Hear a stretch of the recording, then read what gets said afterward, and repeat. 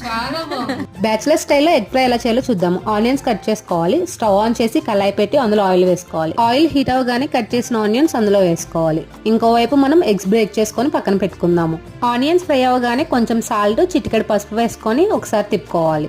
And సరిపడా కారం కూడా వేసుకొని మొత్తం ఒకసారి కలుపుకోవాలి. ఫైనల్ గా మనం బ్రేక్ చేసి పెట్టుకున్న ఎగ్స్ కూడా వేసుకొని మొత్తం కలుపుకోవాలి. 2 minutes మీడియం ఫ్లేమ్ లో ఫ్రై చేస్తే ఇలా ఆయిల్ సపరేట్ అవుతుంది. అప్పుడైతే టేస్ట్ వేరే లెవెల్ ఉంటది. ఇంకా సర్వ్ చేసుకోవడమే. దివ్య ఎలా ఉంది? తిందామా?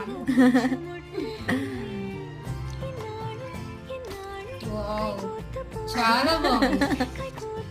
అబ్బా, ఎక్సలెంట్ గా ఉంది రేపు, మంచిగా ఉంది. రెసిపీ ట్రై చేసి ఎలా వచ్చిందో కామెంట్ చేసేయండి. చాలా బాగుంది. Super super super. Please like and share. మీరు కూడా తప్పకుండా ట్రై చేయండి.